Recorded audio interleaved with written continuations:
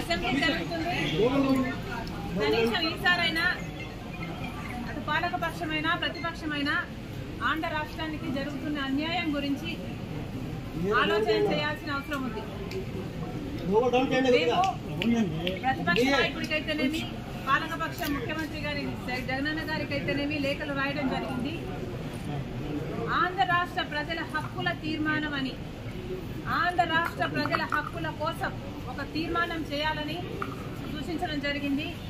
మేము ఎందుకు డిమాండ్ చేశామంటే ప్రత్యేక హోదా ఆంధ్ర రాష్ట్ర ప్రజల హక్కు కాబట్టి, పోలవరం ప్రాజెక్టు ఆంధ్ర రాష్ట్ర ప్రజల హక్కు కాబట్టి, మనకు రాజధాని సాకారం చేసుకోవడము ఆంధ్ర రాష్ట్ర ప్రజల హక్కు కాబట్టి గత 10 ఏళ్లుగా కేంద్ర ప్రభుత్వంలో ఉన్నది బీజేపీ పార్టీ, ఒకటే ప్రభుత్వమే ఉంది. అయినా కూడా ఒక్క సంవత్సరం కూడా మన గురించి ఆలోచన చేసింది లేదు.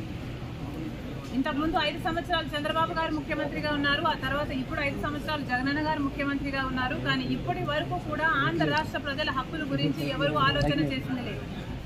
స్వలాభం కోసం ప్రజల ప్రయోజనాలను తాకట్టు పెట్టింది చాలు. కనీసం ఈసారైనా ఆంధ్ర రాష్ట్ర ప్రజల హక్కుల తీర్మానం అని ఒకటి అసెంబ్లీలో పాస్ చేయాలి.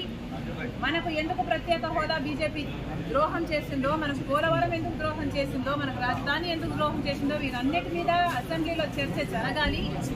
ఈ తీర్మానాన్ని ప్రెసిడెంట్కు కేంద్ర ప్రభుత్వానికి కూడా పంపాలి అని డిమాండ్ చేశాము. దయచేసి ఈసారైనా పాలకపక్షము అటు ప్రతిపక్షము ప్రజల సమస్యల గురించి ఆలోచన చేయాలని డిమాండ్ చేస్తుంది కాంగ్రెస్ పార్టీ.